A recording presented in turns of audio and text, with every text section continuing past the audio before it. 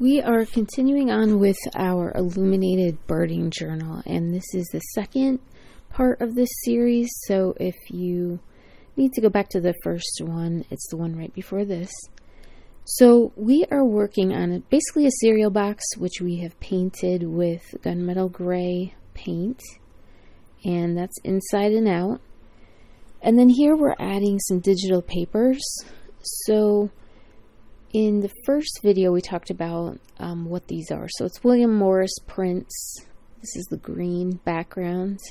And then also some vintage rose prints as well. So now I'm just cutting pieces and I'm going to add them to the spine of this journal. And that way it will fold better than if we tried to do one large page going onto the back. So I'm just going to add some pieces here to collage this together. And luckily this print is easy to kind of match up these pieces so that they, look like it's all one piece. But we'll be adding a lot of elements to this, so the fact that it's a collage won't matter so much. This will be more of a background. So this William Morris print I got from the Junk Journal Studio on Etsy, and she has a few William Morris kits. So I love these prints because they're perfect for giving like a more antique feel, a vintage feel. And then the vintage rose prints are from Uniquely Ella Digitals. And in the Nostalgia collection, she has 4 different sets in that. And this big print of roses is in the Ephemera collection. And there's a bunch of beautiful roses on envelopes and just different things. It's so beautiful. So I love her kits.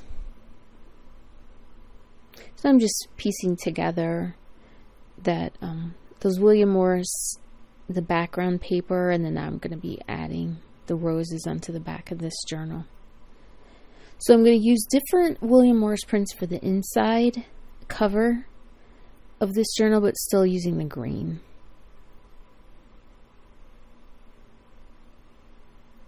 And since this is an illuminated journal, we're going to be doing a lot of embellishing with metal pieces and some beautiful lettering and some metallic things, and then just all different jewels we're going to add to this, just so that it's a really beautiful journal that you feel like you can add to over the years.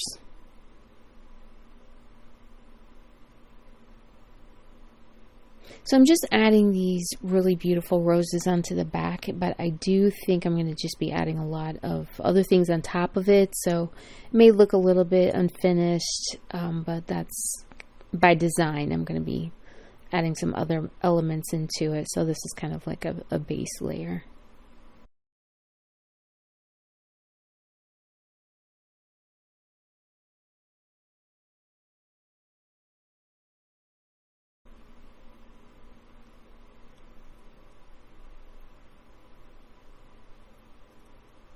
So trying to glue this down really well.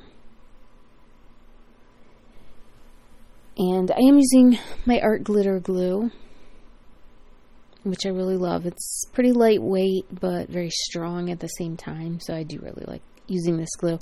And I will use Elmer's glue or whatever. It's just that when I use those glues, I don't tend to do them on covers at all, but it just takes a lot longer for those to dry, and I feel like also the pieces move around a little bit. But I will use those different kinds of glues as well, but the art glitter glue is always my favorite at this point in time. So I haven't tried some of the newer glues that have come out. Haven't had a chance to do that yet. But I hear that other people love them, so it's something that I might try in the future. But in a way, I have the idea that if I found something that I absolutely love, it might be a good idea for me to just stick to that.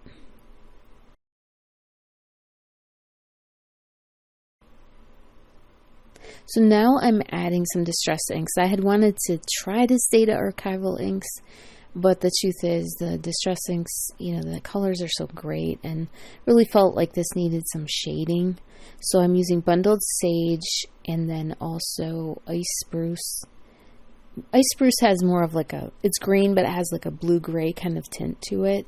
But I feel like these different shades will just bring more interest into this cover. So this will dry lighter than what it looks like now. Right now it's obviously all wet. So now I'm going to add some texture paste to these areas that transition from the roses to the background.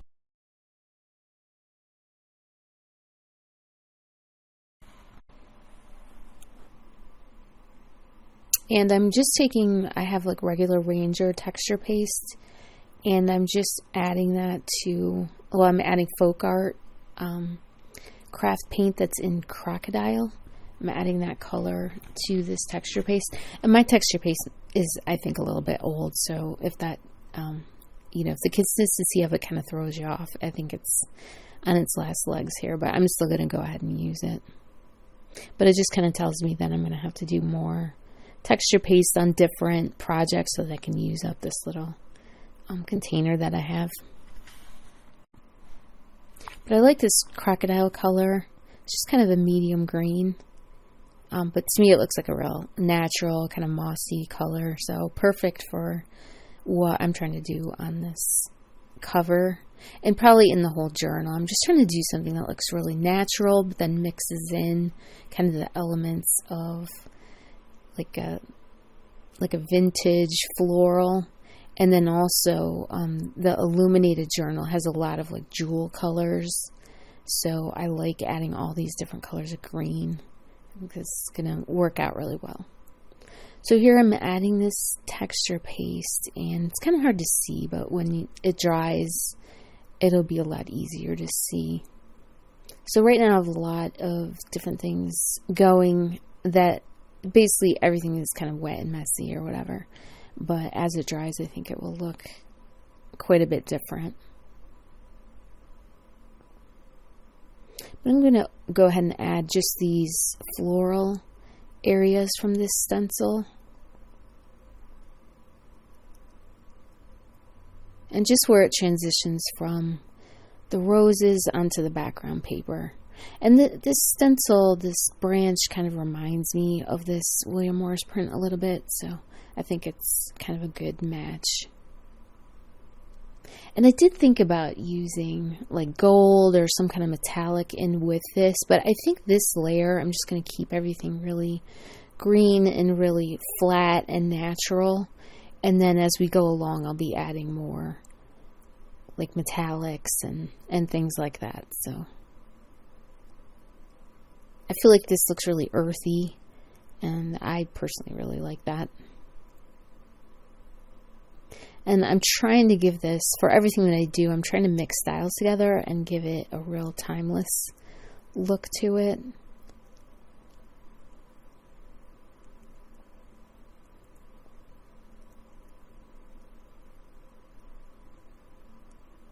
But I do like adding texture paste in with doing collage. I feel like it really makes everything kind of melt into each other and looks like it all belongs there.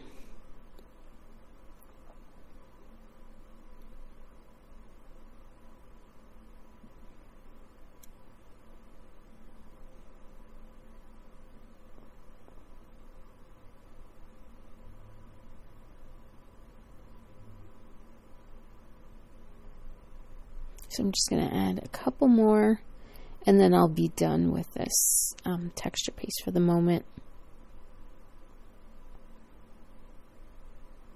And I'm mixing this texture paste on just a piece of paper, so that way I can just throw the whole thing out when I'm done. Don't have to worry about cleaning it up other than my stencil. So here I've added a metal frame to the front, and it didn't have anything like on the background of it, so I had to add some like dark, I would say moss green kind of scrapbook paper to the back of this frame, and then I glued both of those down, and then I cut out a fussy cut that had like this bird of prey. I'm not sure if it's a hawk, but it might be. And then I'm gonna add some triple thick medium here, and then I'm adding a decent amount of it so that this frame and all of it looks like almost like a large embellishment.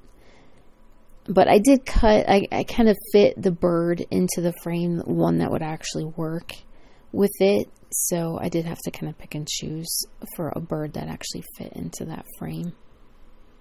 And then now I'm adding wax paper to the spine of this book because I'm pretty aware that this is what's going to actually show like when it's sitting on a bookshelf. So I want to make sure that I know that this is my birding journal. So I'm adding some wax paper here. It just gives it a nice like vintage texture and a look like over this scrapbook paper.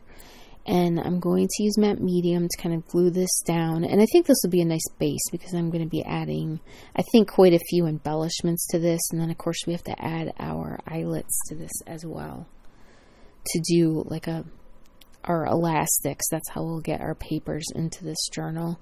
So there's going to be a lot going on this spine. So I think this is a good idea to kind of put a base here of the wax paper.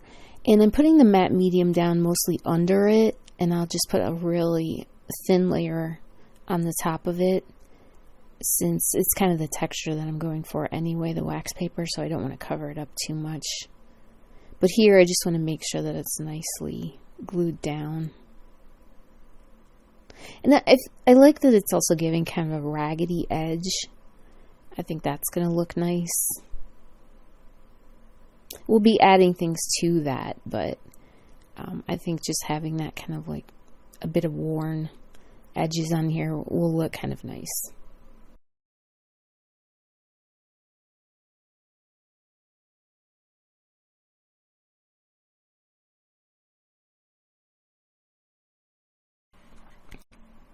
So that triple thick medium that I've put over the frame, that takes about 24 hours to dry. So I'm going to work just putting this wax paper on this spine, and then I'm going to have to walk away from this and let all of this dry for like an entire day just to make sure that I'm not smudging anything, but I'm trying to keep my arm out of that triple thick medium. But I love doing this because it's like a beautiful embellishment, but I love being able to make it myself, so it's like really something I can customize to this journal. But these larger metal frames, I think this is a Tim Holtz, I'm not totally sure, but sometimes I'll just look in the jewelry aisle at like Michael's and just pick up like these little interesting metal embellishments, and then I can use them on journals. So I'm about done here for this second video, and then we'll come back when everything's totally dry, and then we'll be able to keep working on the edges of this and the inside, and then adding some really nice elements to this. So thank you so much for watching. I hope that you're working on one of these too, and thank you so much.